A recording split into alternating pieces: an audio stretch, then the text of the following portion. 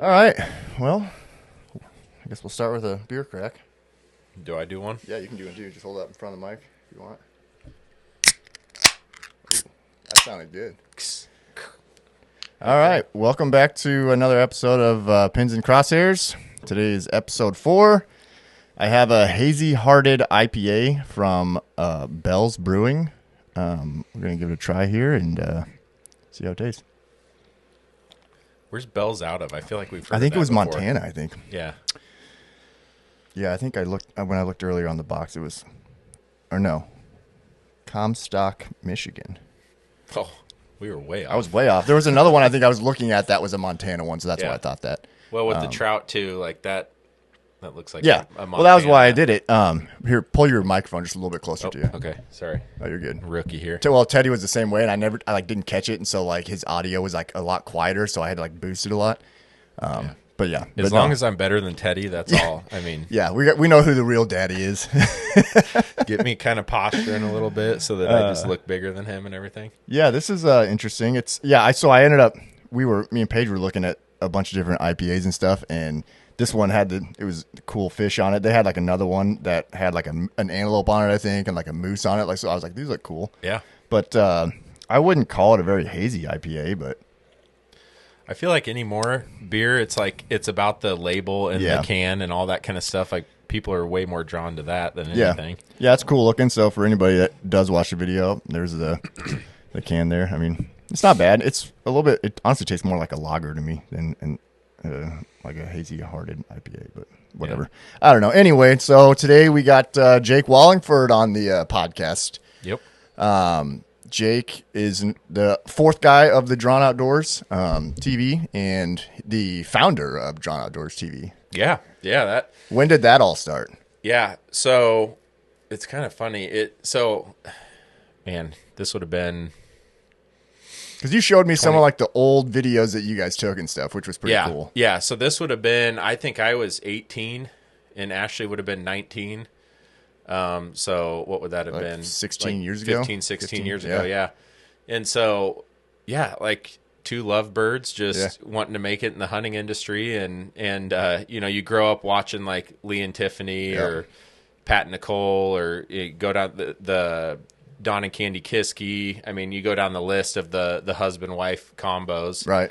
And, Ashley and I got together and she's just as passionate about the outdoors she is for as sure. I am. So we were always like, oh, let's start filming our hunts and let's do that whole thing. Yeah. And we were like, what would be a cool name, and we came up with Drawn, and Ashley designed like those first hoodies I showed you guys. Yep. And, yeah, I remember you had that antelope shirt on too when we did that antelope hunt a couple years ago. Yep, the OG one with that. Yep. She did a bunch of that stuff, and it was just fun to it was an excuse to be together, be out in the woods. And our dates looked a lot different than most when we were younger. Cause with Aspen, we get a babysitter. It's like, we didn't want to go out to the bar or do anything like that. It's like, we were getting babysitters at 4 a.m, to go hunting. Right. And we used to drop Aspen off at her sister's house in Fremont. And I had a spot that actually, so we made those Drawn TV shirts. I say it was Ashley for sure, because I have no creative ability with any of that kind of stuff. I'm terrible at it. She made them, and we got those shirts made in Elkhorn, and the lady just like, this never happens, especially nowadays, but the lady's like, oh, is this like some type of hunting thing? And we're like, yeah, it's kind of like this hunting show we're starting or whatever. And she's like, that's so cool. Well, we own a bunch of land, and she's like, if you guys want to hunt, you can. I mean, we got so many deer, and, they farmed, obviously. Yeah. So she's like, yeah, they just had a depredation permit out there, and they killed 100 deer. And I'm like, geez, what? And so in my mind, I'm thinking, this place has to. It's going to be a mecca. Yeah, it has to be good. So we exchanged info and went out there, and so that was in Arlington. So, yeah, it just worked out good that Ashley's sister lived in Fremont at the time. So we would drop Aspen off literally like 4 or 5 in the morning and go out and hunt. And, that's kind of where it all started. And we did that for many years. And then, life gets busy and you have more kids.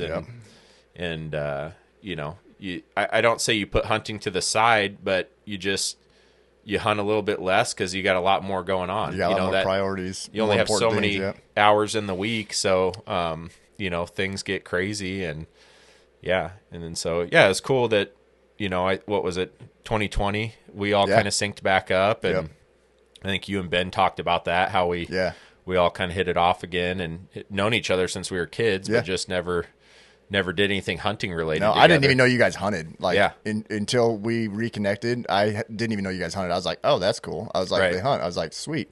And then it was like even cooler with that because I didn't even know you guys like were like, Christ followers or Christians or whatever you want to call it. Like, I didn't know that either about you guys. So I was like, this is crazy. Like how much like we have in common. So it was really cool just to like have that new friendship with people that are like-minded 100%. and on the same path in life. So that was super cool for me personally. But yeah, so it was fun. I just kind of took off with it, and it's been running ever since. And I mean, we're not like, professionals at it or like that, but we try our best at it. No, yeah. I mean, it's kind of funny. Well, you mentioned the Christ following thing, and it's like, I've always been a big believer in things happen at a certain time for a reason, because that's how God kind of aligns those things. Yep. And it's like, we've known each other forever. Even Ashley and I doing what we did with Drawn early on, you often think like maybe that just wasn't the path at the time. Like that wasn't what God wanted us doing at that time. And 5 kids later, now we're doing it. Yep. And, she's,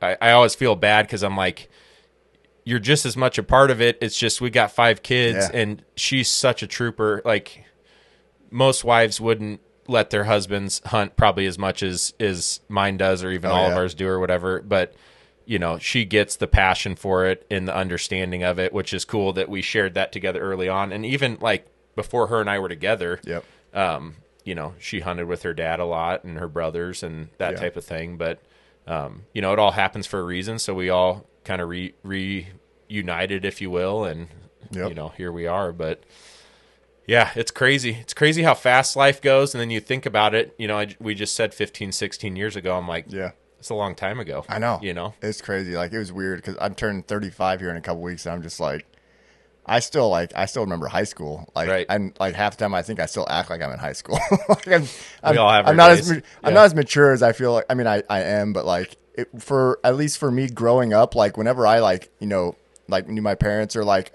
other adults that were like our age now, I always thought they were just like so much more mature. Right. And like now I'm like, am I even as mature as those people, or was I just wrong about them and I just didn't know it? I don't know, but it makes me laugh. But I don't know. I think it's cool too, like you were saying with the different stages of life with kids and everything. But now you're like, it's cool seeing you because you're at the stage where now your kids are hunting a lot more. Right. So like Aspen's killed 2 deer, 2 years in a row now. Yeah, 3. This is 3 for 3. Oh, this is their 3rd? Yep. Yeah, exactly. So, seeing her killing deer, and then that, Janie's coming up next. Right. And then Whitley. I mean, Whitley's going to be a killer. Like, She that's all gets she after wants the to do. rabbits already. But she's exactly. ready. She's ready for the big game. I don't know.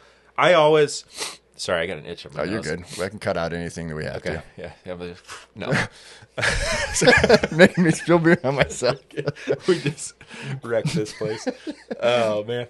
No, yeah, it's so cool because it's comes full circle, right? Like, just the other day I saw that picture of my first deer, when I was 12, and I'm like, I vividly remember that still. So I know, like, me too. For that to be, like when Aspen went her first year 3 years ago, like I was kind of like, it just felt so weird that I was taking her out on her first deer hunt when I feel like I just did my first deer hunt. But it's like, it's the whole thing. It feels like not that long ago, but it was a long time ago. But I mean, I hope all the girls are as passionate about it as Ashley and I are. I really think they will be. I try not to like force it on them. It's like, if they ask to shoot their bow, we'll go shoot our bows. If they want to shoot a gun, we'll go shoot guns.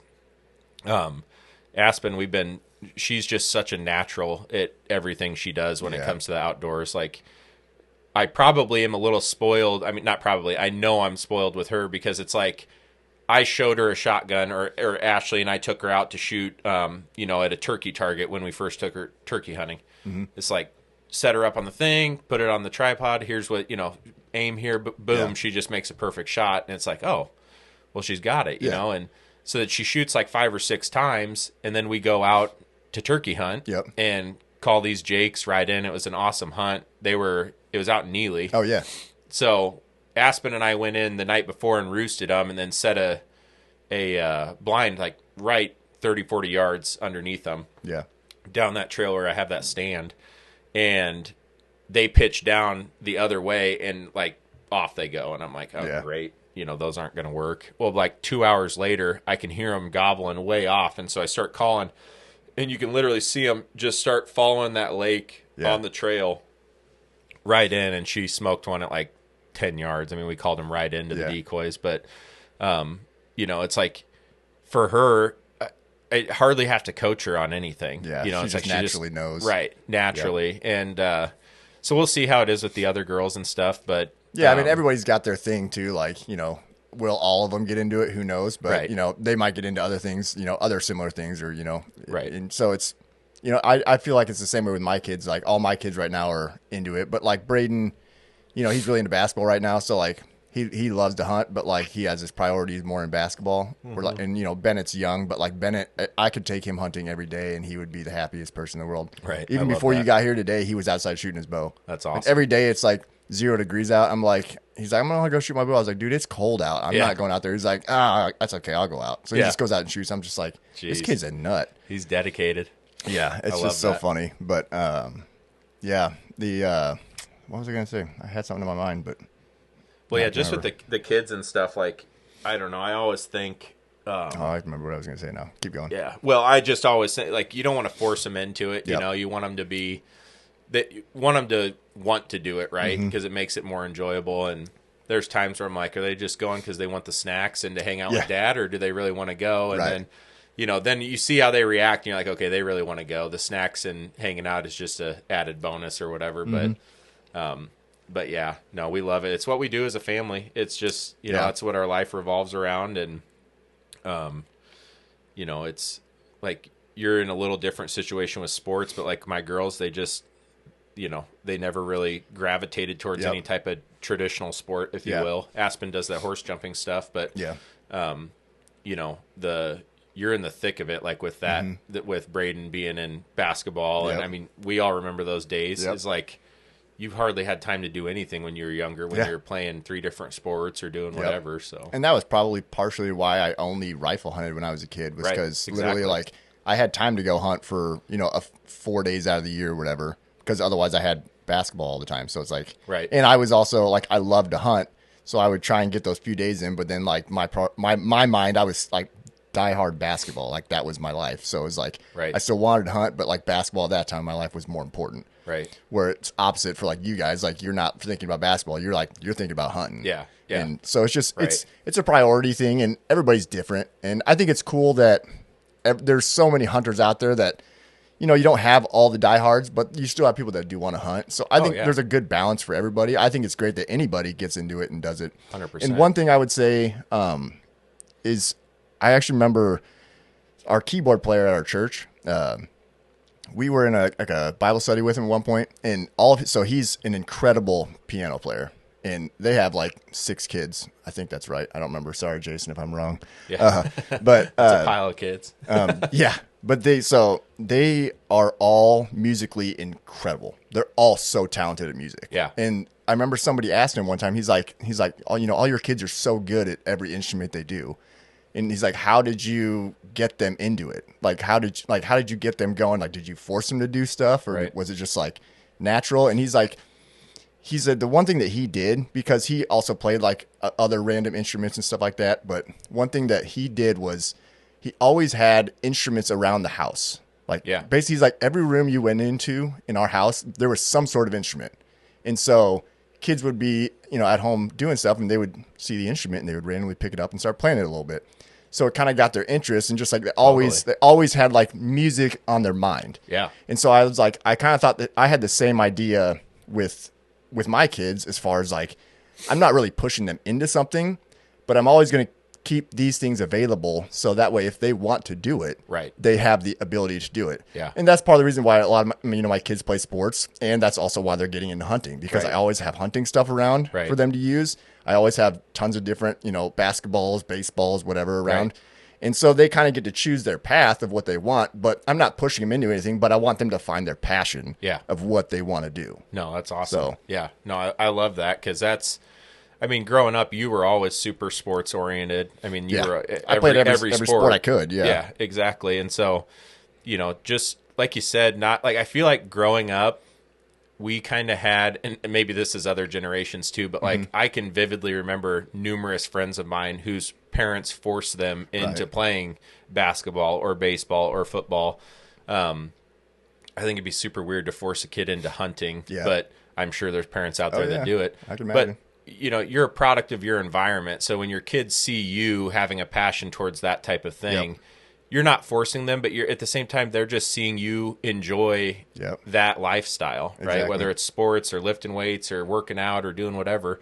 And, it's great for kids to see a parent who's passionate about something. That's even everything we do with the Drawn Outdoors stuff. And I'm actually kind of glad it's turned into something, more than like, I love this stuff Ashley and I did. And I kind of secretly, I've told her like, that version of Drawn, that's us, right? Yeah. That's her and I. We did that, and it was great to go and chase after a dream like that. What Drawn is today, it's the evolution of it. It's the evolution of life, right? Like we all have families now. It's bigger than just Jake and Ashley, right? And I love that because it really shows our kids like maybe I'm just self-absorbed in it or something, and I think that our kids will do this, but I really do believe they're going to look back on all those videos and all those times and even their hunts. Yeah. Like Ben made the point this year, and it really didn't dawn on me. He's like, dude, you filmed every deer your daughter's killed. Yeah.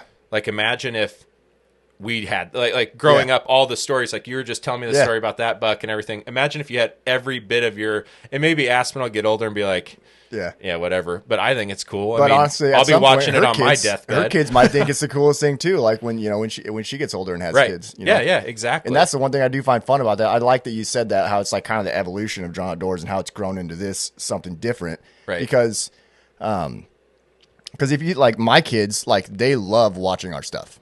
Like they ask every day to watch our stuff. My kid's favorite video is actually Aspen's first buck. Oh, really? Like that is their favorite video on the channel. They'll watch it all the time. They always want to watch that, and they want to watch Braden's first deer that he killed on my channel before we had the Drawn. Like that's the two videos they want to watch are of their siblings and other kids doing it. Yeah. So I think it's cool that we have those types of videos on there. Oh yeah, absolutely, and it's like we said, it's cool to look back on it and just reflect on like those first moments in hunting. And, I think about like Ben and I, we had you guys have some wild stories too. Oh yeah. And ones that probably shouldn't have been captured on film, which I'm glad they weren't, but some of them are,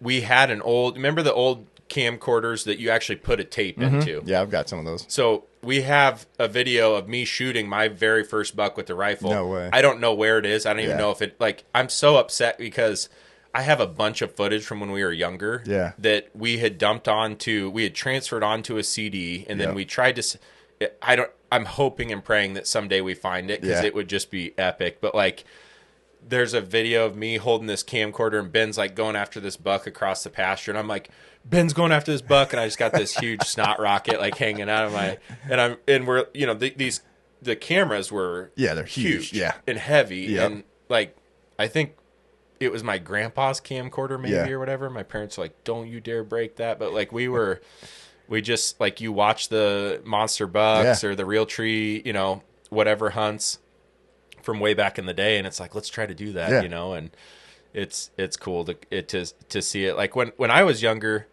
I was big into sports, but I was never like passionate. Yeah, it was never like what you just want to do all the time. Ben and Caleb, totally. Ben and then our younger brother Caleb, huge success in sports, great athletes.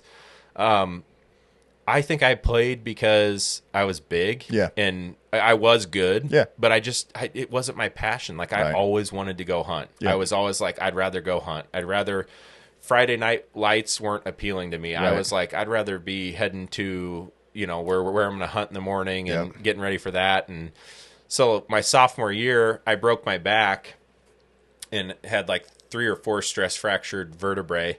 And I always joke with my dad. It's like, that was my ticket. Yeah. I was so happy when that happened because I was like, So I think happy. we were Yeah, we were talking about on it the in bear Canada. hunt. So happy to break your back Yeah, so you it's can like, quit sports. This is my excuse to start hunting full time. Yeah. You know? And so like my parents were like, well, if you're not going to play sports, you need to have a job. It's like, bet. I'm all about that. So yeah, because then you got money to go buy hunting exactly. gear. It just fed the addiction. So I got a job at the small engine shop in Elkhorn there. Which one?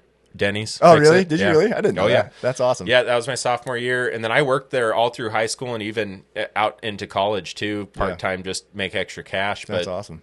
I literally, we'd get off school. I'd work from 3 until 9, so 6 hours each evening. And then I do 4 hours on Saturday, except for hunting season. I had the weekends off. Nice. So I was pretty much working close to full-time in high school.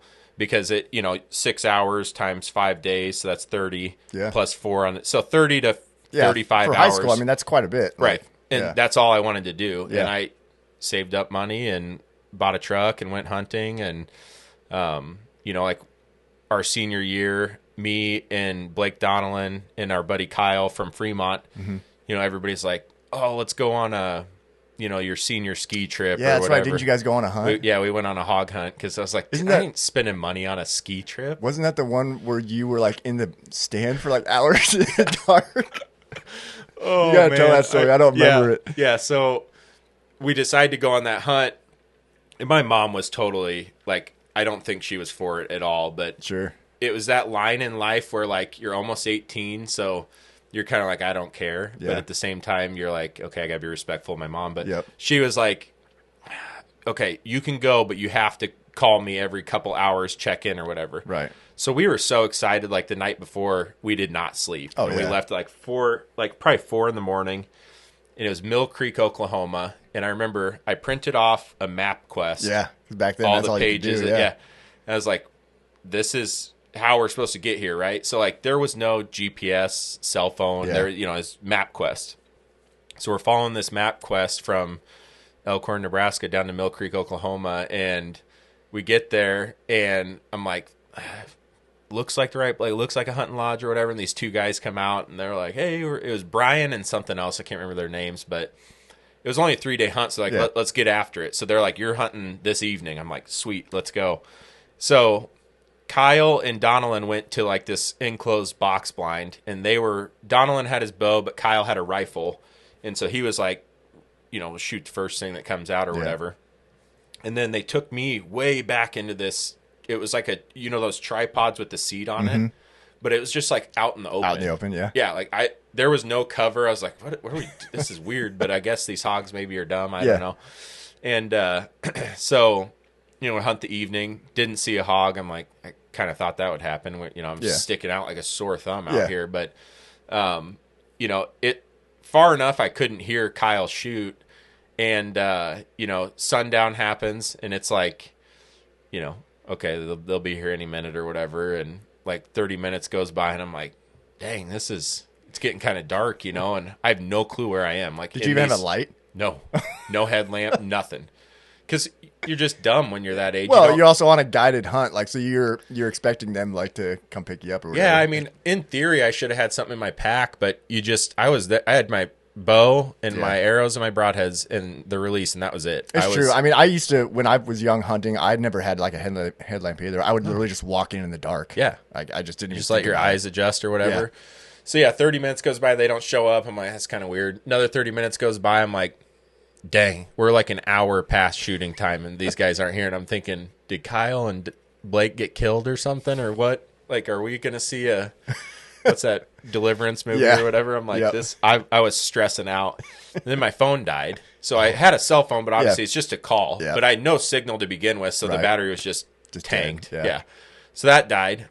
So then I estimated about another half hour went by. Jeez. And so you're talking an hour and a half after dark. Yeah. So like sunset, right? And then you have 30 minutes after. I'm talking an hour and a half after that. An hour and a half after? Yeah. Oh my gosh. These guys come driving up the hill, and I'm like, oh goodness, thank you, Lord. I'm like, I couldn't even have told you directionally. Yeah. Where I probably would have just stayed in that stand. Yeah. Overnight, At that point, I probably done the same thing. If you have no light and you're in an area you have absolutely no clue where you are, like. Yeah, I'm like, no way. So.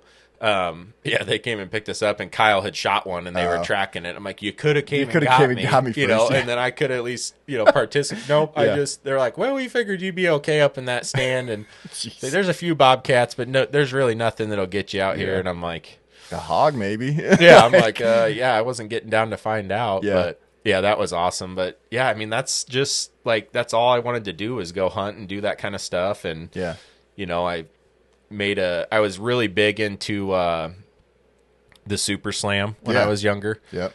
Chuck Adams. Right? Oh yeah, I mean, big that's time. The thing, like you're still going after it. 100%. Obviously, it's become. What is the Super Slam again? Remind me. I can't remember. Yeah, so the North American Super Slam it used to be 27, then it was 28, now it's 29. It's 29 of the North American big game animals. It's every North American big game animal. Okay, so that's the Super Slam. Because what's the other one? The other slam? The Super 10, or some people call it the Big 10. Yeah. That's, so... Is that all just America, or is that just... Yeah, well, so of the Super Slam, there's 10 species. Okay. And then, like, deer, there's, like, 4 subspecies. Right. So you have whitetail mule deer, blacktail, Coues deer. And so, like, all of that makes up the 29, but the 10, you just have to shoot one of each. So that's, I kind of lessened my goal to the 10, because I'm like, to shoot all the sheep, like, we've talked about this with Jake before and stuff. Like, insane. I mean, I think Jake was telling us a stone sheep, like, the cheapest stone sheep, I want to say it was like 65 or 70 grand. That's insane. Like, people forget, like, that's not... You're not guaranteed. No, that's just to go on the hunt. Like, to hopefully get a chance at one. So you're going to be probably close to $250,000 into sheep just to do that. So it's like, okay, maybe in my lifetime down the road I could afford one of those, which I think like bighorn sheep are like 30. Yeah. So it's like, don't get me wrong, I couldn't do that every year, but like maybe if I plan for it later on in life, just say, okay, I'm going to sock some money away, and when I hit 30, we're going on it. Yeah. But heck, even sheep hunts used to be 10 to 12 grand, and now they're 30. So I'm sure by the time I get to it, they're going to be like 50, Yeah. But yeah, that's definitely still a goal. I mean, I kind of became obsessed with that in high school because Chuck Adams was the first to do it, to shoot the Super Slam with the bow.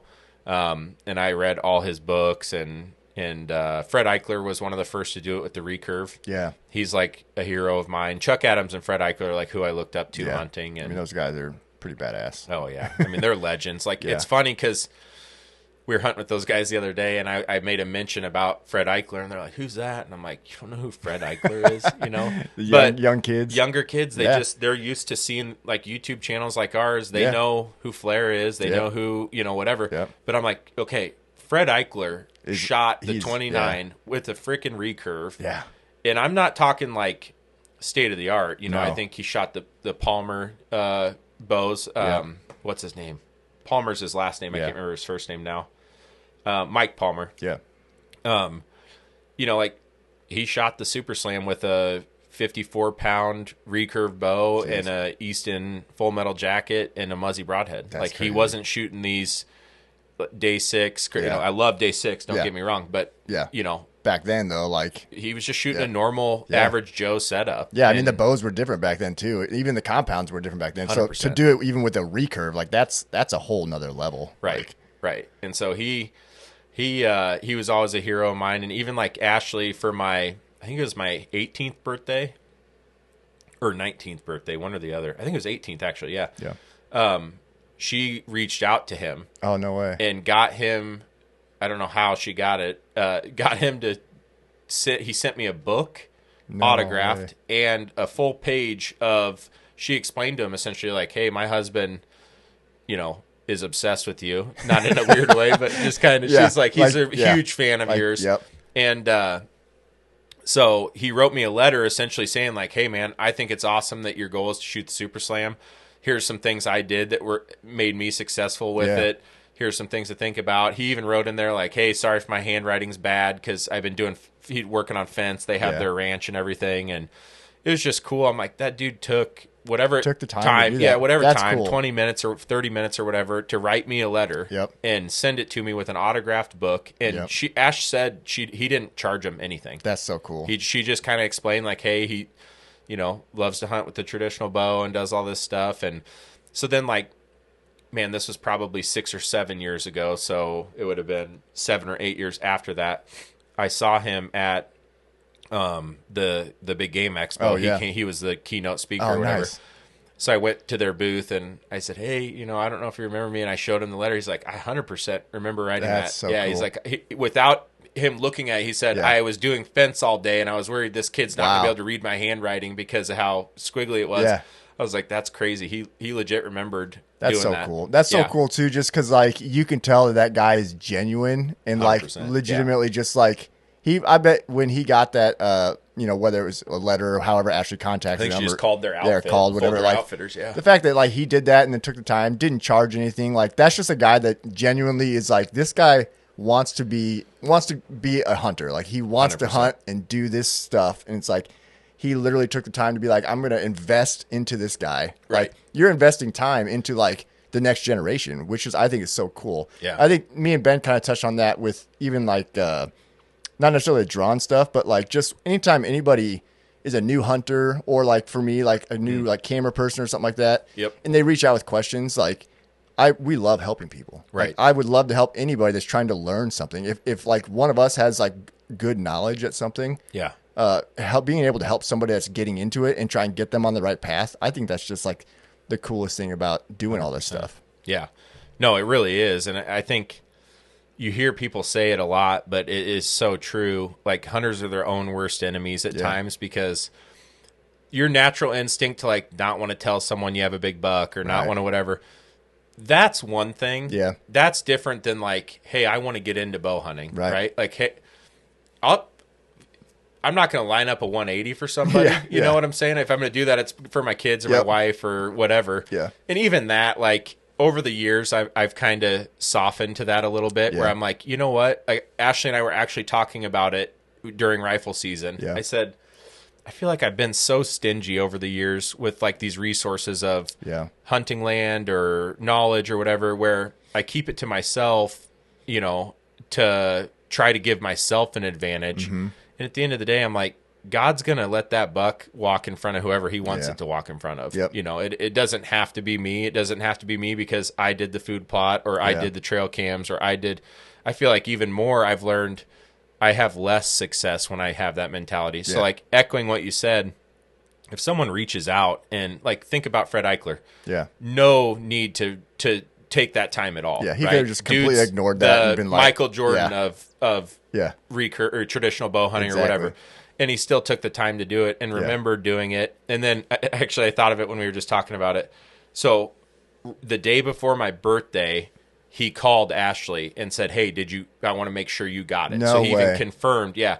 And so she was on the phone and I made a comment like, oh, you talking to your boyfriend or whatever, And she goes, no, actually it was your boyfriend. And I didn't really understand. Like, at the time I was like, you're like, who the heck that's a is weird she talking comment about? to make. But I just kind of was like, yeah, whatever. And we laughed about it. And then the next day it all made sense. I'm like, oh, that's why you said that. So That's so cool. Yeah, just a cool dude for sure. But yeah, talk about selfless in the category of, willing to share knowledge or any of that type of stuff. And you've always been great about it, like with filming and editing. And I mean, there's nothing you won't help someone with. No, I mean, they or even, different things we projects we want to work on or side things. It's like, hey, what do you think about this? And hunters really are their own worst enemy in that category because too many people just keep it to themselves and aren't willing to help. And I think that's a big thing. I'm going to try to break myself down a little bit over the years, and especially in the future here, being a little more helpful and like even with kids and stuff, like just getting the youth out there, getting people into the outdoors. Well, I mean, you already do some of that too with just at the archery place you guys go, because you're teaching kids there how to shoot bows. Like just that alone is a great way to just get people started. Whether they end up getting into hunting or not, they're at least doing archery, and that's just a sweet thing to get into. Right. So. Right. Yeah. Well, and you think about like the impact archery and bow hunting's had on all of our lives, and You get some kids that maybe don't have the best upbringing or just looking for direction in life. I was by no means lost when I was younger. I very much knew what I wanted to do, but getting into hunting and archery changed my life because it gave me that passion to pursue. Like I saw Ben and Caleb pursuing sports and I was like, dang, like I can tell they love it, but I don't. Yeah, exactly. I'm like, I actually kind of hate this. Yeah. It's like I always joked with my dad. It's like if I wasn't 6'3", 300 pounds, I wouldn't play football. Yeah. Like I wouldn't. I don't like it. Yeah. It's not fun to me. Right. I was like, there was a lot. But everybody's like, you're 6'3", 300 pounds. You got to play football. 100%. Yeah. The pressures of that. Yep.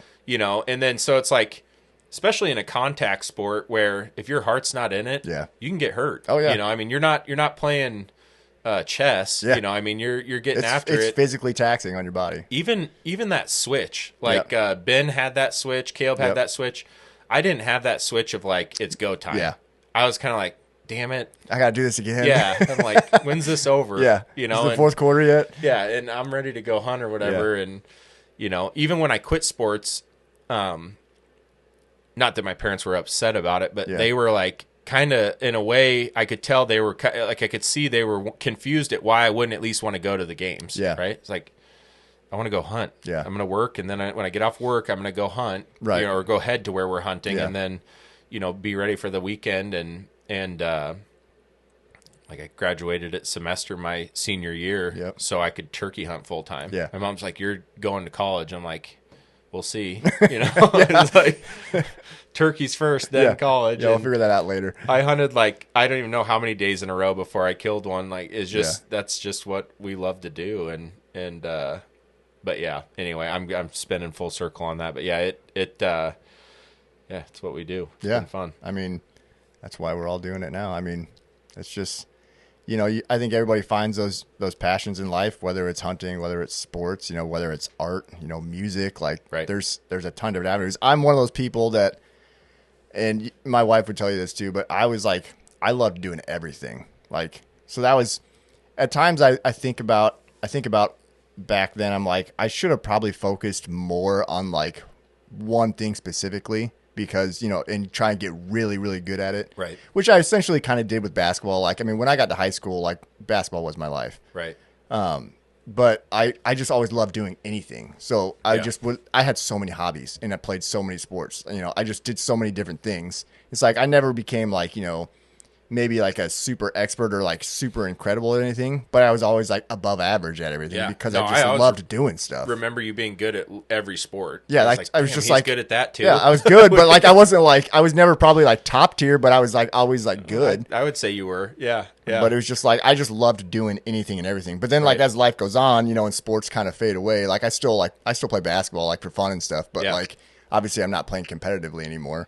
But then like that's when you start to transition in life and you're trying to figure out what do I do now? Right. Like, and that's when I really started getting into hunting a lot more. I mean, like I always hunted and loved hunting, but like I didn't bow hunt when I was younger. We just did the rifle and stuff. Yeah. But I always wanted to bow hunt because I would watch the TV shows and see these guys killing deer with a bow. And I was like, that is so cool. Like I want to do that. And then Teddy he got into it after he was hunting rifle with us because Teddy didn't hunt until he was like 26 years old. Really? Yeah. Teddy had never hunted. I didn't know that. Yeah. Because his dad wasn't a hunter or anything like that. And I always hunted and everything, but he never had any interest in it. Yeah. And then when he was working for my dad, we always would go for rifle. And one year my dad just like, you're going hunting with us.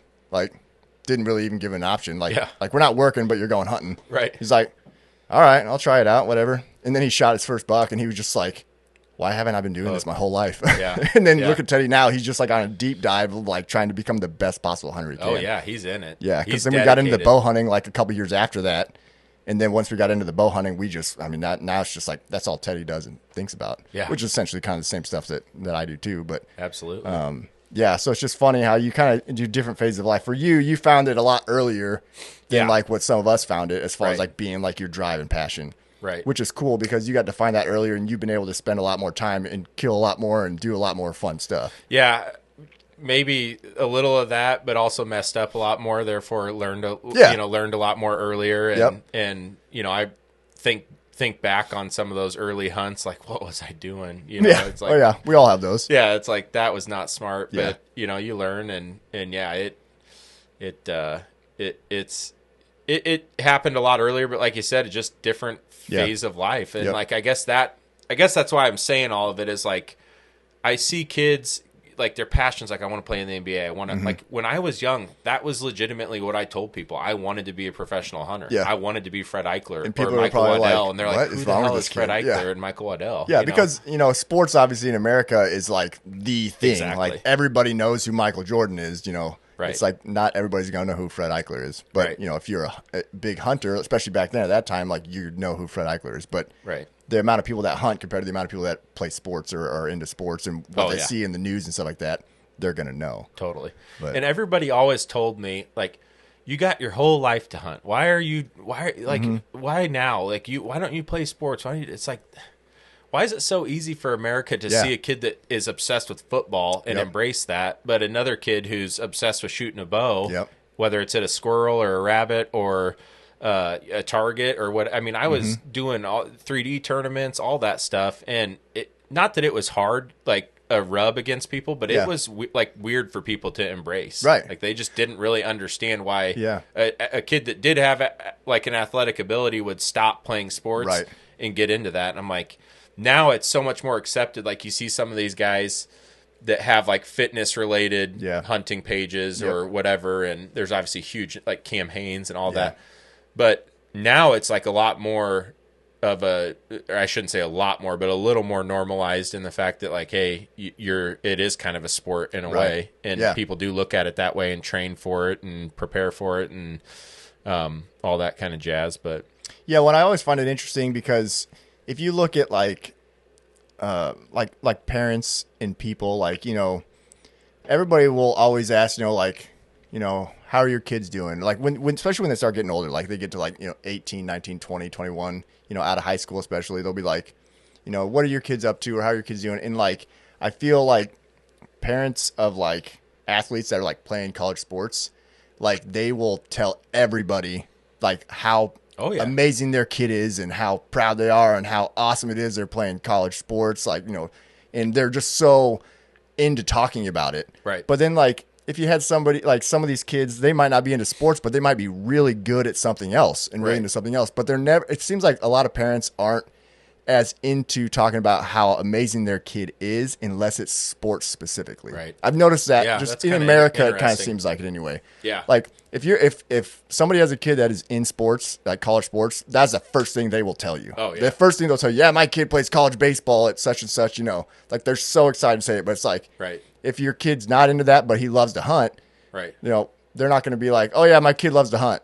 Right. Like, and then that is it. Yeah. That's I mean, have you ever thought about that? No, sports specifically trump everything. Right. Doesn't matter what, like everything is below sports in America. Right. Whether it's art, whether it's music, they're not going to be like, my kid's trying to make it, as a musician. Like, but he's probably a struggling musician. And like most of the time they're not going to be like, my kid's this great musician. And like, but if it's sports, they always will be like, my kid's this college athlete. Yeah. And I don't know why that is. I think that's just the way the society is in America is like sports just trumps it all. That's a good point. But I always find it interesting because I think everybody should be proud of their kid no matter what they're doing. Like, as long as they have a drive and a passion for what they're doing, I think every parent should be super pumped for their kid and proud of their kid. Oh yeah, absolutely. No, you bring up some valid points, and I wonder if it's just there's a lot of money tied to sports, and there's a lot of fame, I think is a lot of it, credibility behind it. Like, and I'm just the same way. Like, I love telling people how Ben fought, and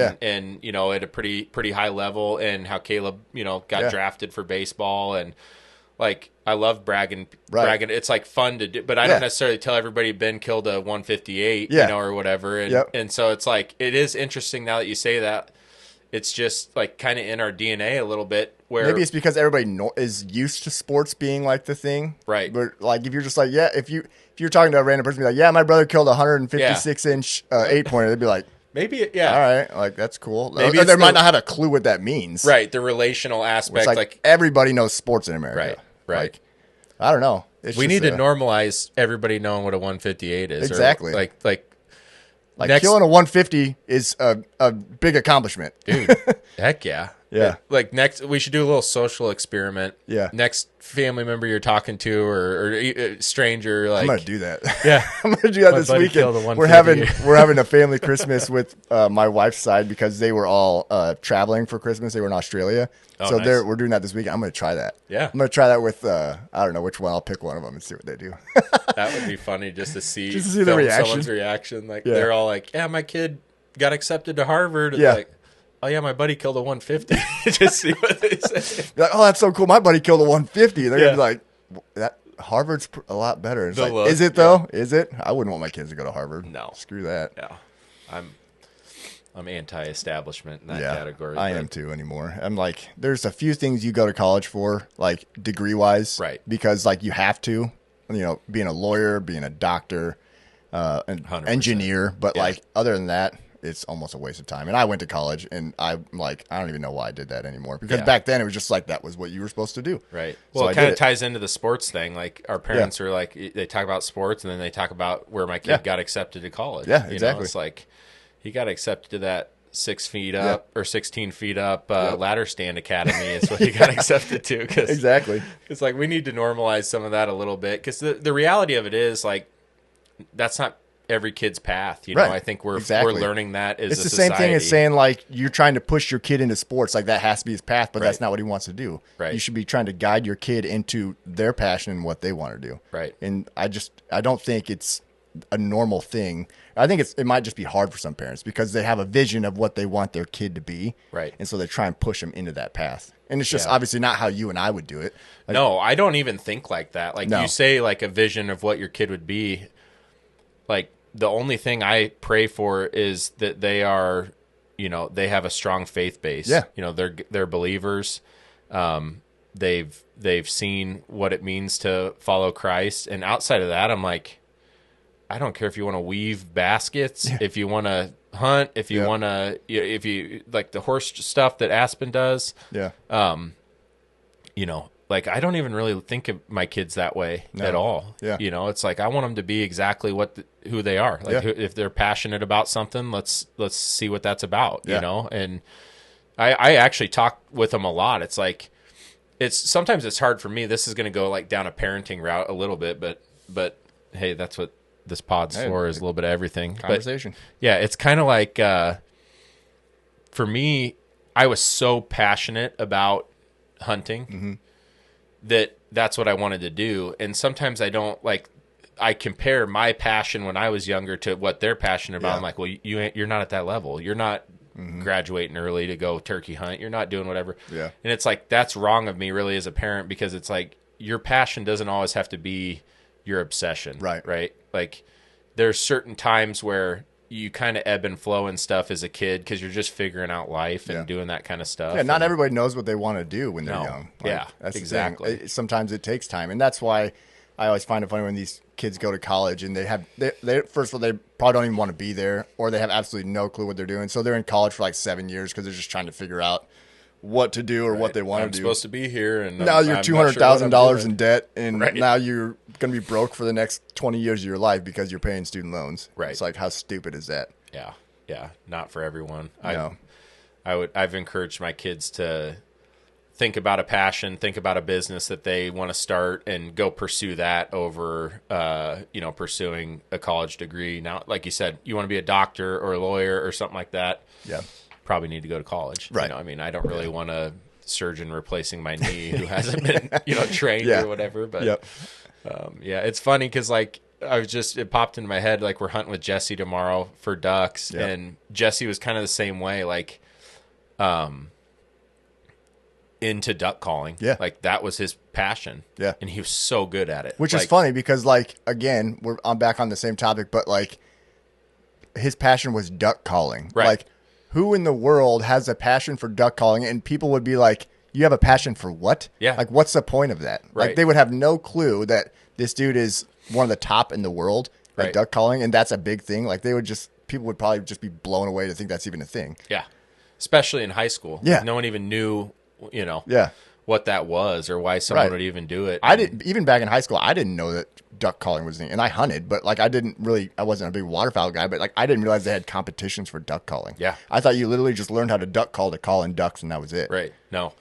Yeah, full blown thing. And he won numerous championships and scholarships for school, for college, and you know, and now he does it, you know, he makes calls and does all that stuff even now today, and just competed in Worlds a month ago. And you know, it's funny because you look at it now and it's like, but thinking about it, I'm like, man, that is a really odd path to take, it, you know, as a high schooler or whatever. And but it's cool because it was his passion, 100%, and he went all in on it, 100%, and it's paid off for him. Like, I mean, look at how good he is. Like, oh yeah. I mean, there's, like I was telling you earlier, when people hunt with him, you can tell there's like a specialty to it. Like they're pumped. For me, I'm just like, it's Jesse, dude. He's gonna fart in the blind, and you know, we're gonna smoke some stoves and goof off and that type of thing. It's like I don't look at it that because we've just been buddies forever and used to it. But I see these kids, like these younger guys were 21, and they were like eating up everything he said. Oh yeah, they were just like, okay, and he's like showing them his calls and all that stuff, and it's just funny to kind of see it come back around, because like at one stage we were those kids hunting with some older guys, just trying to get as much knowledge as possible, trying to learn any little thing to try to feel like you were on their level, you know, and that type of thing. And it's it's funny, but yeah. So I mean, let's talk about some of the hunting trips we've done. Yeah. So, sorry, I've been bouncing all over. No, we're good. I just figured we should probably bounce to a new topic since I feel like we drove Kids, that topic into passion. Drawn. Yeah, I mean, it's been good so far, but let's talk about the antelope hunt this year, because that was, well, I guess we did 2 antelope hunts technically. We did, yep. But the Colorado one for sure, like that was a new one for both of us. Yeah. Just spot and stock. That was a cool experience. With a bow. Yeah. Well, and it was, even for you, like filming it. Oh, yeah. It was totally different. We both kind of didn't really know what to expect. No. Like, I've antelope hunted for years. We both have for years prior, and always over water, you know, and had good luck in Wyoming. Nebraska, we struggled with. This year was bad just because there was so much water. Yeah. The best year we had for hunting Nebraska, I screwed the pooch on that buck. But, you know. It is what it is. Lessons learned and all that fun stuff. But yeah, Colorado was cool because, like, I think after you hunt Nebraska so much, we just don't have the number of antelope that Wyoming and Colorado do. Yeah. It's like you hunt, and if you see 20 antelope, you're like, dang, there's a ton of antelope in there. Well, then you go to Colorado, and the first field you walk in, there's 20 antelope. And then he's like, there'll be more, and then you drive around and you see 100, 200 antelope throughout the day. It's just insane numbers. Yeah, I mean, we drove around literally all day, every day, just finding antelope. Right. We went through an outfitter, a really, really good outfitter out in Colorado. And it was just crazy. You're just driving around all day and just looking for antelope. He had obviously tons of ground that he had access to. Yeah, what did he... Didn't he? I don't remember what he 600,000 acres. Is that? Yeah, that's what I was thinking in my head. But I'm like, everything maybe I'm for like that was everything for like antelope, mule deer, elk, like for his whole all outfit, of it, like for his whole outfit. Because I think that might have even included another state where he did like some hunts and stuff too. But like he has 600,000 acres of access. Yeah, which is insane to think about. Yeah, but think about the magnitude of that. Yeah, but yeah, just driving around and just obviously trying to do spot and stock on antelope is insanely hard. If nobody has ever done it. With a bow. Now, I think with a rifle, you could kill an antelope every day of the week, I think, with a rifle. I mean, we can get within 150 yards of an antelope, no problem. Right. That first buck we got after in that bowl. Yeah, we could have killed that thing. Yeah. We were just chasing it with a truck, essentially. Yeah. And it was a good antelope, but obviously we couldn't get quite close enough with the bow. Yeah. But with the rifle, I feel like you should be able to kill an antelope pretty dang easy. You wouldn't even have to do what we did, where we were kind of cutting him off and then backtracking into him. Yep. And you wouldn't even have had to do that. You could have just we could have pulled up to the first spot, the first hill, and shot him. Yeah. Firearm for antelope. I'm not saying it's easy by any means, but it's I mean any firearm hunt's going to be better odds than a bow hunt. But especially with antelope, I feel like getting between 100 and 150 isn't overly difficult. Mm-hmm. Closing that distance to even 70. Yeah. I mean, we found that out in Colorado. It's like, getting to 70 was hard. Yeah. And then you're talking realistically, I'd like to be like 40. to 40. Yeah. you were settling for anything like if you between got to 40 and 60, 70. if you got to 60, you're feeling pretty good. And at that 100%. point, it was like so hard to try and get any closer because like Right. any little thing could bust that antelope out of there. Right. It was actually really cool hunting with Alex, the guide, because he was talking about how well they hear. And I didn't realize that antelope had that great of hearing. Me either. Like I always thought they just relied on their vision because they have such good vision. Yep. So when he was talking about how they hear so well, and like you and I are trying to tiptoe and like be as quiet as possible, and he's like looking back, I was like, gotta be quiet more. I'm like, I can't be any quieter. Yeah, it's like, dude, I'm out of quietness here. He definitely wasn't getting pissed, but he was like, shh. It was just, like, I think it was because it was loud to him. Moving. Yeah. And I'm like, I promise you we're being quiet. But yeah, he was a great guide for one. He was the best guide we've had 100%. from the trips that we've done for just sure. pure dedication to getting you on animals. He worked his ass off. 100% worked his butt off and was like nonstop. Let's go to this field. Let's go. Like where a normal guy would be like, yeah, let's take a break. Let's wait. Like, he'd be like, nope, I think we can get some in here. And boom, we go cruising with his truck. Like through some of them nasty ditches. I was like, we're gonna either roll this thing or we're blow doing this like truck up. we're like driving these like dirt roads like through fields in this Ford Raptor that he had. That We're doing thing was like pretty six. trick, We're doing like 60 miles an hour. It was like we were Baja racing. Yeah, we were just flying through there. That was awesome. It was fun. But yeah, so we let's see, that was a 4-day hunt. I think we killed on day 3, right? Yep. And so yeah, prior to that, what do you think? Like 8 stalks or 10 stalks? Like we were on stalks constantly. Yeah.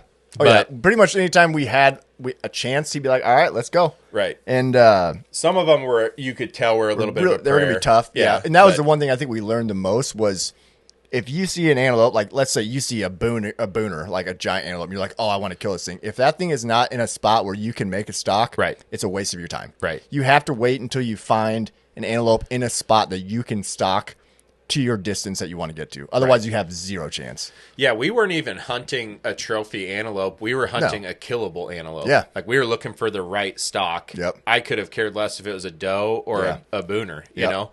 I mean, I wanted to shoot a buck, but, towards that third day, I was like, Yeah, when you get later on, it's like, well, now maybe we just kind of got to go with what you got. But, I mean, I felt pretty confident in that hunt just because of him and how experienced he was and how hard he worked. He's good like, guide, he's like, we're gonna get you on one. Like, because the first few stalks we tried obviously failed. Right. And then he's just like, don't worry about it. Like, eventually we're gonna get on the right stalk and you're gonna kill one. Yeah. Yeah. And we did. We got on that buck that was kind of just in a perfect spot, looking the right way. The wind was in our favor, and we kind of had a little bit of a circus figuring out who owned, because there was like a weird little fence line and then a road going into it that was somebody's private driveway. Yeah, that was weird. Once we sorted that out, the road actually was to our favor because it kind of had that ditch next to it. So we followed that in, and then real crunchy dry ground, but got within, I think what was like 60 or 64 or something like that. 64, I think. Yeah. And Alex kind of looked at me and was like, this is you probably want to get closer, or like, and you're like, no, let's, because we were the same thing. We both could feel like, man, if we get any closer, it might be, we might blow it. I knew I could make, like, I had practiced all summer. You guys came out a bunch. You were shooting darts at 70 and 80 nonstop. Like, I mean, you were set to go. Like, I had confidence that you were going to make the shot. Yeah. I felt good about it. Ideally, you're kind of like, I want to get to 40, but looking at that goat, it's like, no way we're getting to 40. Yeah. And 64 is killable. Yeah. So let's do it. Let's wait for him to get up naturally. I'll draw. And then, and honestly, dude, like 100% transparent. Every time I drew back on an antelope, I thought there's no way I'm going to hit this thing. Yeah. Like between the wind and just it wasn't even really nerves, but just after you're crawling, your breath's up, everything. Adrenaline like I stuff, think you and I were talking in the motel, like, I think if you were to prep for a spot and stock antelope hunt, you should put your body in the most awkward folded position. Yeah. Because everybody practices just standing there. You don't get to do that in an antelope hunt. Even at home, I practice kneeling. I'm like, that was worthless. Yeah. Because anybody can kneel and make a shot, right? Yeah. But crunch your body into like a folding chair for 5 minutes. Yeah. Literally. Yeah. And there were a couple times my legs were going to sleep, and I was like, if I have to shoot right now, I'm hosed because I just don't feel like my body's just not in the right whatever. And it'd be one thing if it was a 20 or 30-yard shot, but Right. when you're with shooting a bow 60 to 70 yards, that's a completely different shot. Right. When your body's all contorted and sore and like messed up from crawling and stuff, like Right. it's just different. So I was like, if anybody was to prep for that, I would say put yourself in an awkward position for 2 or 3 minutes and then draw your bow at 60, 70 yards and take a shot and see how you do. Because you shot from your knees, didn't you? Yeah. I kind of drew real low and then rose up. Yeah. Because you were like, I remember, obviously I was filming behind you and like you were essentially just like hunched over on your knees for like however long. And I was back behind you. So I was able to adjust and move because I had more of the ridge. So I could kind of move a little bit. And like, I was sitting in that same position as you for like a minute or two. I was like, oh my God, this is awful. Yeah. I was like, I'm so uncomfortable. So then like I adjusted myself because I was able to, but like you couldn't. No. Like you just had to sit there and just like suffer. And after Alex had kind of told us like, dude, be quiet, and I don't think I was being loud. I just think he was emphasizing like, we are in the zone here. Yeah. Do not, no mistakes. Right. And so I was just frozen. Like, he would look at me, give me your rangefinder. I'm like, you just told me not to move, And so like reach into my pocket and give him the rangefinder. And when that buck stood up, he's like, draw your bow. So I drew real quick and just came up and he was kind of telling us, just get an arrow off. Yeah. Just like, basically he's like, just get center of the body and let it go. And just let it go. That's what I did. I mean, I think if you watch the video from the time I draw and come up to when I shoot, it was fast. Yeah, it was that's why seconds. I couldn't. That's why I didn't even get it on film. Like, right. I was trying to make sure I wasn't blowing the antelope out. Right. As like filming, like we always try and do our best to get the shots on film because that's what people want to see. But at the same time, I'm not going to ruin a hunt for the camera. Right. And so like I was trying to be ready to go. And I remember I saw you drawing your bow, and I had shut my camera off. A few minutes before that. And all of a sudden because I couldn't hear what you guys were talking about. It was windy too. Yeah. And so then all of a sudden you were drawing your bow. So I turned it on and started to try and stand up behind you, but I didn't want to just like stand up and stick out. Yeah. So I didn't get the shot exactly on film, but it was, you shot fast. Like it was real quick. Yeah. It was rocket fire. And honestly, you made a good shot. Well, yeah. When the arrow left, I felt great about it. And that antelope, kind of thinking about just how he whirled a little bit, hit him in the shoulder forward, but big enough gash where it's funny because I thought we missed him. We thought he missed. Alex was like, dang it, dude. Because it whirled. I mean, it wasn't like it was a bad shot. You put it where you were supposed to, but that since it was such a far shot, those antelope were just so quick. Like, and it heard the arrow or something and just whirled. And so, we thought he missed. But. Right. Yeah. And so what did we do? Did we go? I went back to grab your other arrow that fell, or the broadhead opened or something like that. Yeah, those beast broadheads. Not to knock on the beast. Yeah. They're actually good. They're good. I've liked them, but spot and stock, every little if you caught something with it, it would just pop it open. Yeah, boom, and they're so sharp you can't close them. Right. You have to wear those. They give you those Kevlar things to shut them. So I'm like leaving half my quiver in the field as I'm crawling. And it happened multiple times. Open. It was so funny. Yeah. Alex is like, what are you doing? I was like, dude, every time one of these things pops open, I got to ditch my arrow and put a new one on But yeah, so you went back, and then Alex and I went to look for my arrow. You went up to look for you went up there just to see by chance if there was blood. Okay, and there, obviously we didn't think there was. We were like, he was just like, let's just go look. Yeah, and then one of you found the arrow. Yeah, he's like, let's look for your arrow. So we're looking. He picks it up. He's like, dude, it's covered in blood. Yeah, and I was like, we're like, what? What? Because we all thought you missed. Yeah, didn't hear anything. Didn't whatever. The reaction of the antelope wasn't like something where you thought you hit him. No. Like. He just ran off like normal, like right. And then so he went running to that next pasture. I said like 500 yards, but it's probably like 1,000 yards. I mean, it was a ways away. It was. That land is deceiving out there because you feel like you're close, but you're not. You know.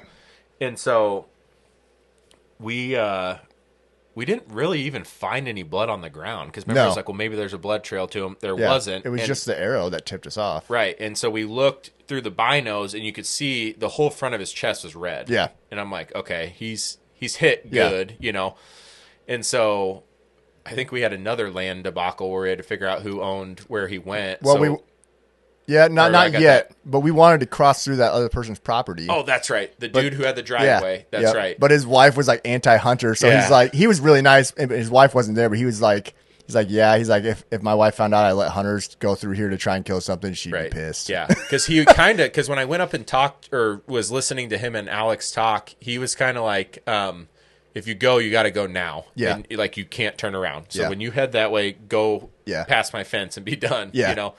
And so Alex is like, I don't even want to risk it. So we took a weird route where the antelope could kind of see us. We waited till he laid down because he kept laying down. Right, and he kept putting his head down. He kept thinking he was like going to die. He's dead. Yeah. Like he put his head down that one time, like, dude, he's toast. Yeah. You know? So we ended up stalking back up on him and got over the top of the hill, probably like 50 or 60. And I drew back and he took off running. Like that just wasn't a good stock scenario. It was a bad spot. We were skylined and Alex got kind of pissed because I shot at him on the run. Yeah. And it kind of put him in another gear. Yep. And I guess in my head, I didn't really think, he didn't get pissed, but he was, Yeah. I didn't really think that the next field over was someone else's Right, property. because that was when we got into that situation. Yeah. So he's like, no, don't shoot. And I'm like, oh, dude, I was just trying to get an arrow in. Because he He's kept like, no, saying, you're fine. we got to get You're another fine. arrow in. Yeah. He's like, you're fine. So we went and looked where that thing had bedded. Yeah. Huge There was blood piles everywhere. of blood. Yeah. I was like, and that was the second bed too, wasn't it? Or was that the first one? That was the first one. That was the first one, yeah. Then the second one on the other person's property. So then we called the guy who owned the property we were on. He said, yeah, this is such and such. They'll probably let you connect the dots, call them. Yep, you're good. They didn't really want us hunting over there, but since we had one hit, they wanted that to be taken care of. Yeah, go for it. So then we went to that second bed where he had bedded and got kicked up because we didn't kick him up. That other buck came and started beating the crap out of him. Beating him up. Yeah, that was funny. So it's like, geez, either I'm going to kill this buck or another buck is going to because he was whomping on him. So then he ran off. Another huge. I'm like, I don't even know how this thing's alive. Like there's a lot of blood.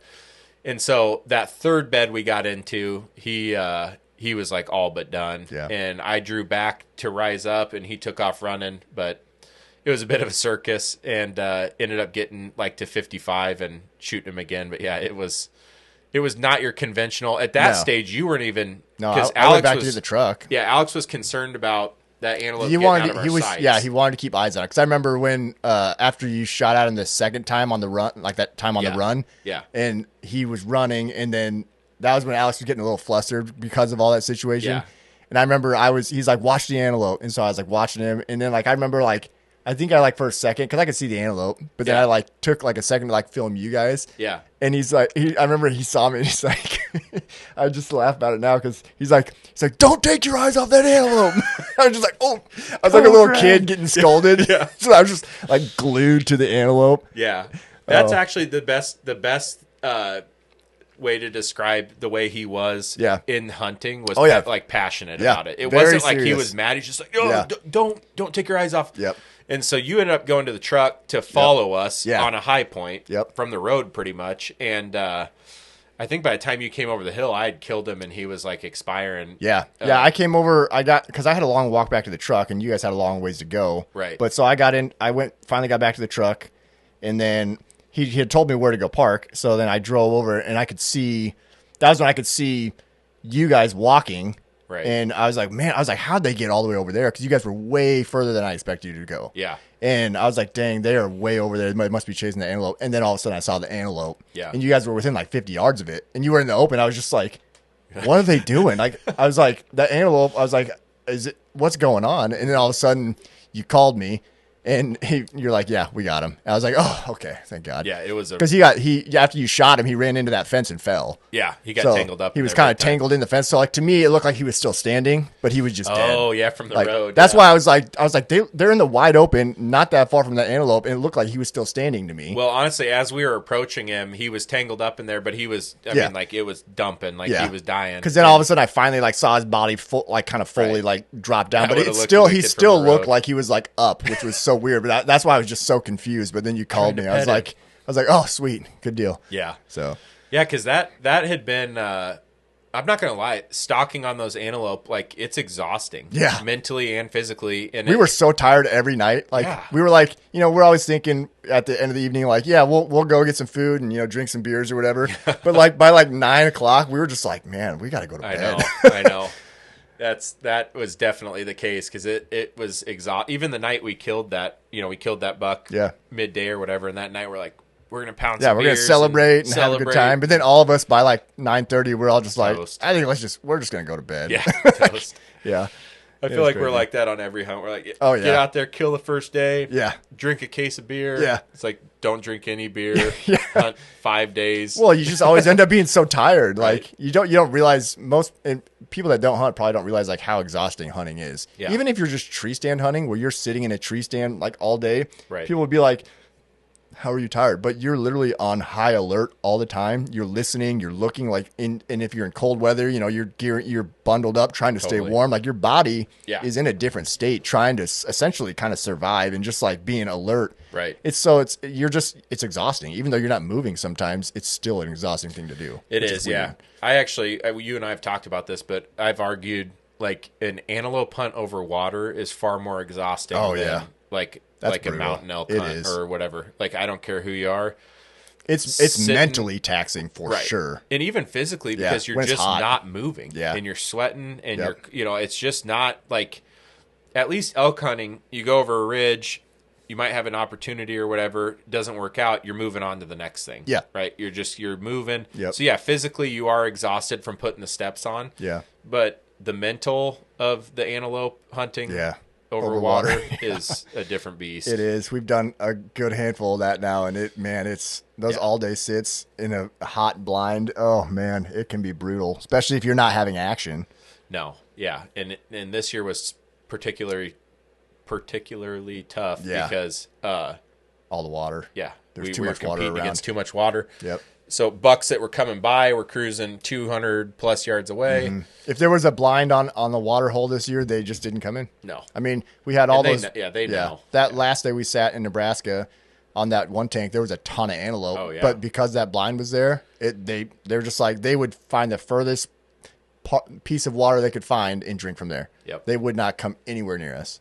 Yeah, and that's the tough part about hunting out there.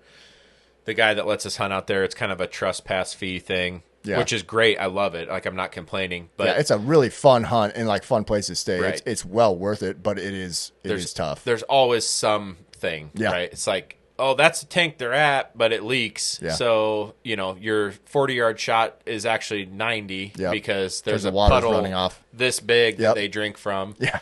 And so it's just like, if you could figure out a way to close that gap of all the little weird things out there, it'd be the best place to hunt in Nebraska for antelope. It would be the best secret that you would never. I mean, we don't tell anybody anyway, but it would be insane how cool it would be. Right. But he's just not that kind of guy, which is fine. Like, I love him, but he's just.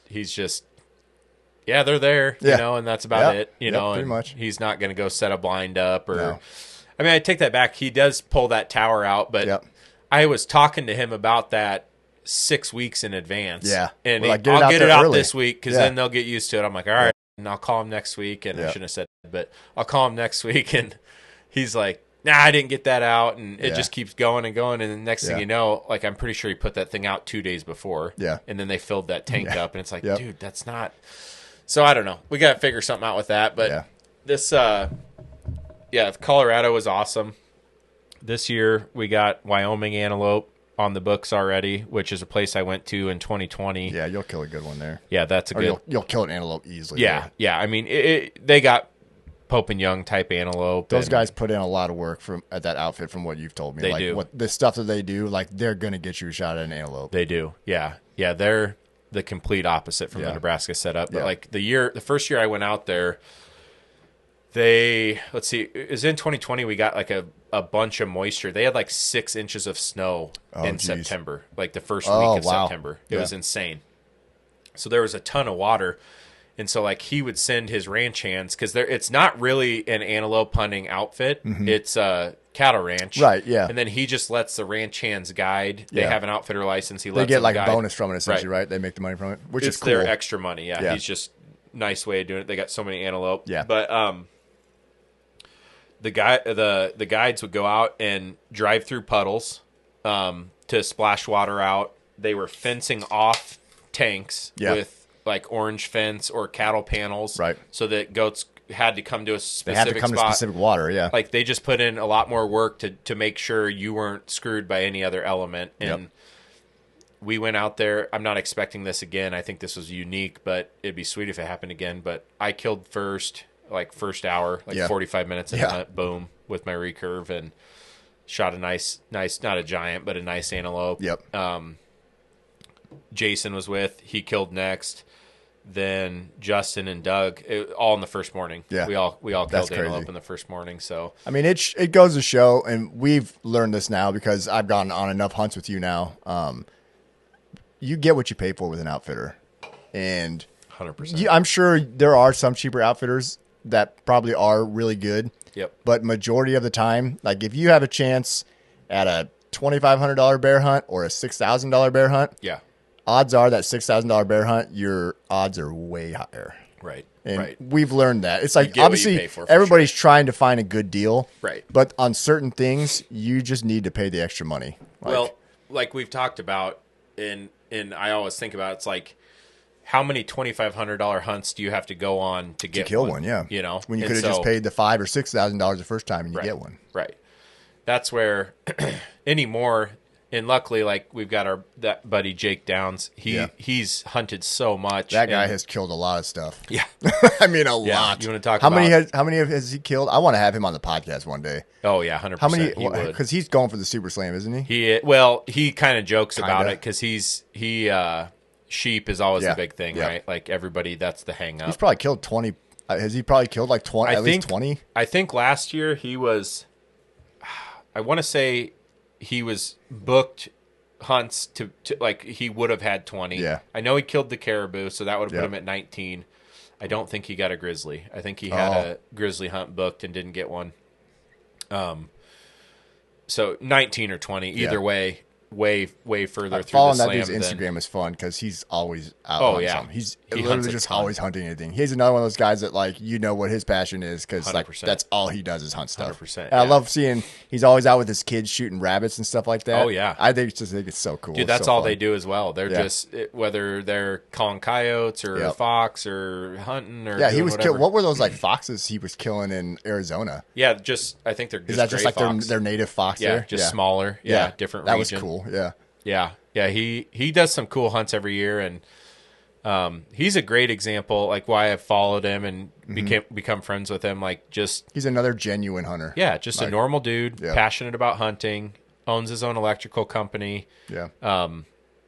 Works hard in the off season. His whole mantra is kind of that earn your hunt thing. Yeah. Like he just gets after it in the off season. Is that the name of his podcast? Earn Your Hunt? Yeah, Isn't that the it? Earn Your Hunt podcast. Yeah, Jake Downs.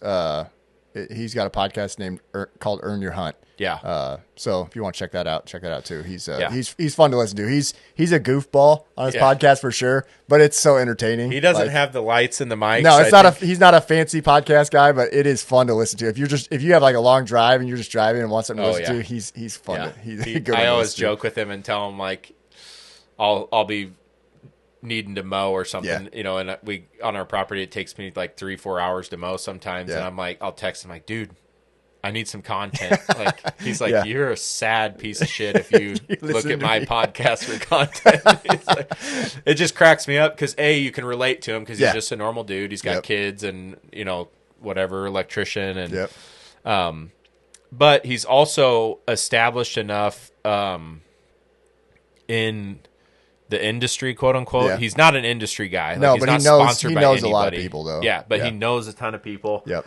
And he's no filter. So like he really is. Exposes a lot of things in the hunting industry that he's learned that most people don't say because they got a check tied to it. And everybody's they want to have that good image and that good look. They got to have looked the part. And even people that are associated with those people, they don't ever say anything because well, there's value or perceived value in the association with them. Right. Jake's just not like that. He's that like, guy, I don't care. I'll call a spade, and he's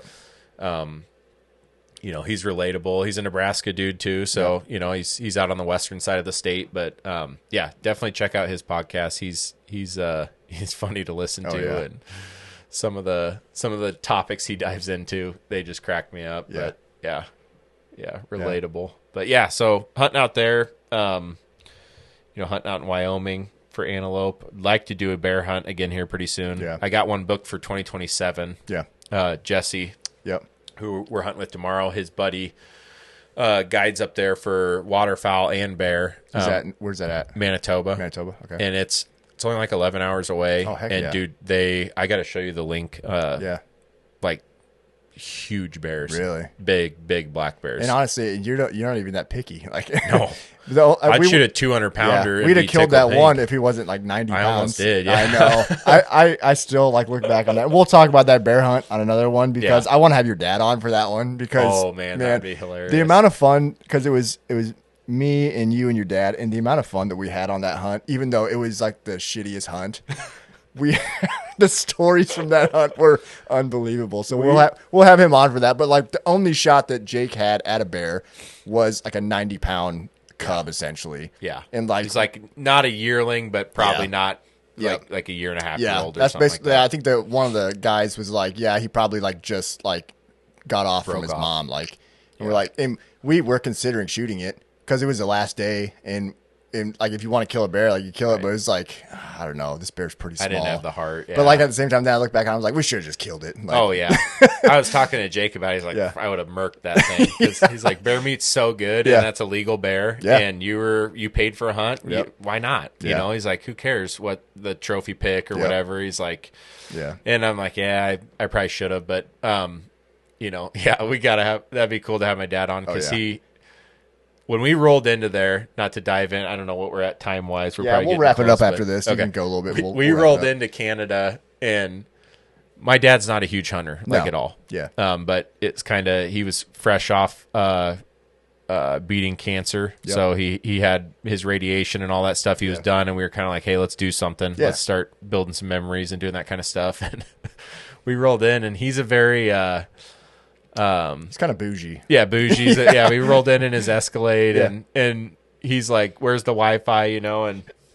But that cabin, there's no power, there's no lighting. Yeah, it's just it's we had some lamps. Or was there? There was a couple outlets. There were some lamps, and they're like you can charge like phones and stuff like that, but you can't use anything that like pulls any power because the whole thing ran off a generator. The whole entire camp. Right. That's right. Yeah, because they were like, don't plug in like a crock pot. Don't. And I'm like, okay. Yeah. Well, I wasn't bringing a crock pot, but like we were limited on power. The food that we lived on that week was rough. Hot dogs, Scotty dogs, and burgers and sandwiches. But I was nervous when we walked in and he kind of looked around. I could see on his face, he was like, what the heck are we doing here? I love your dad so much. He's so and much I'm like, this is awesome. I'm like trying to play it up. But that whole trip just, we can definitely dive into it on another podcast, but it was I haven't laughed that hard in a long time. Oh man, we were all crying so bad because when you don't have any internet or anything to like.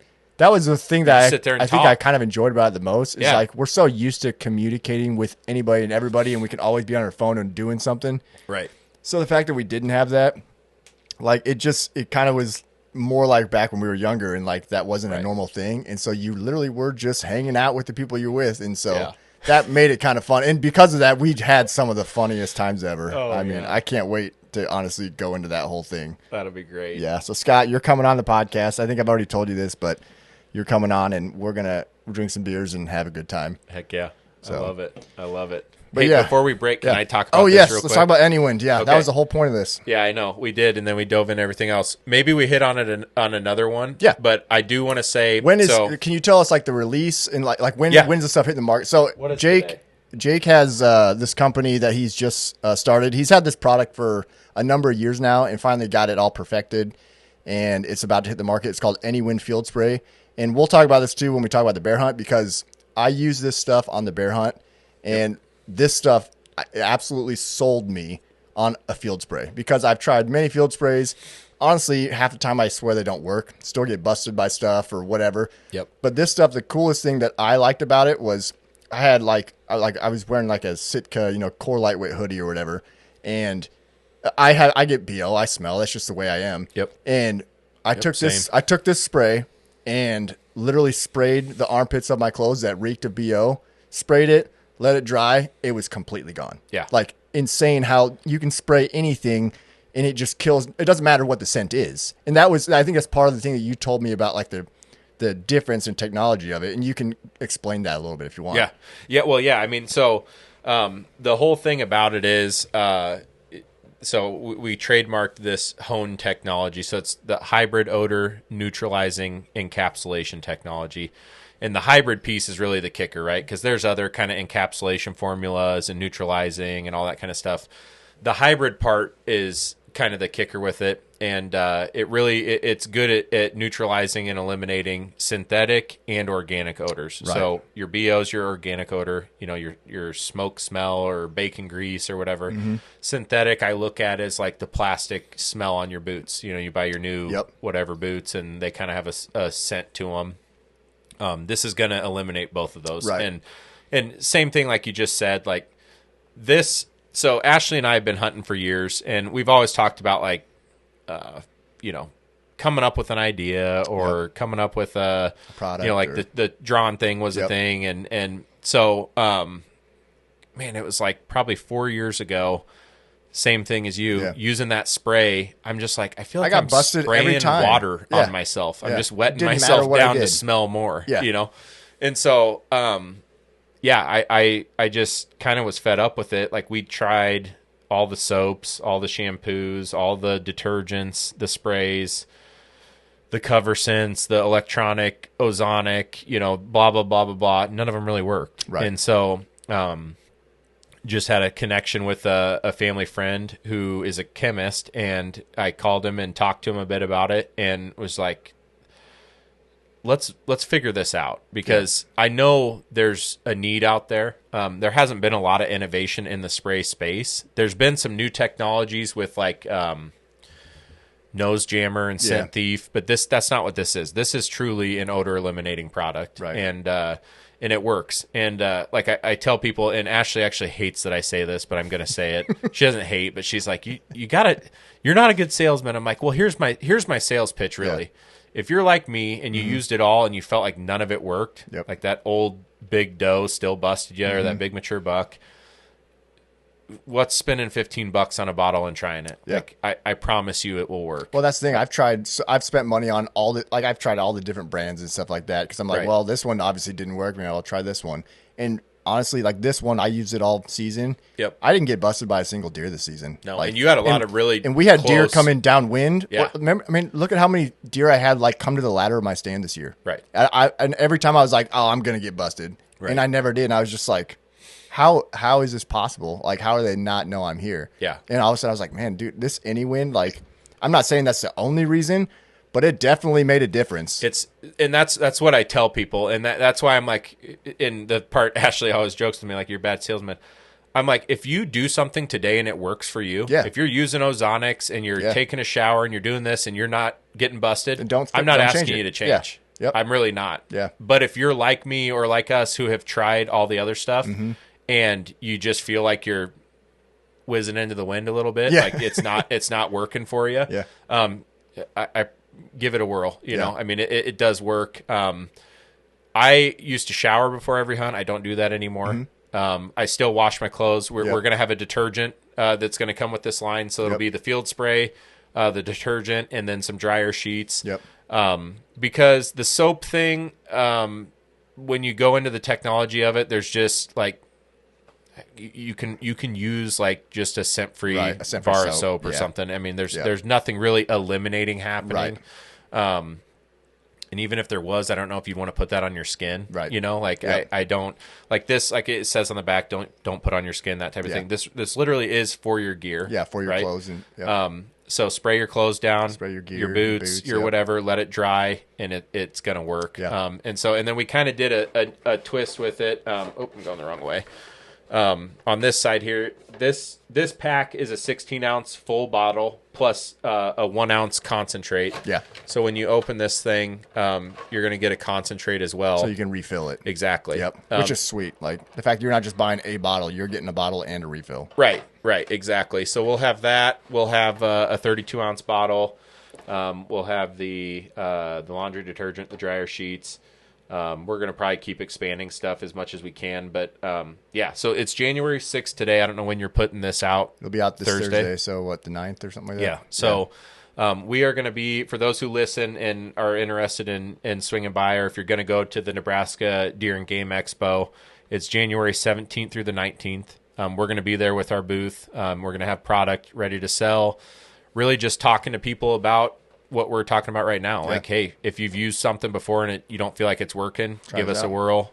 Explain the technology a little bit without giving away the secret sauce to it. But the concentrate thing, I think there's one other company that does that.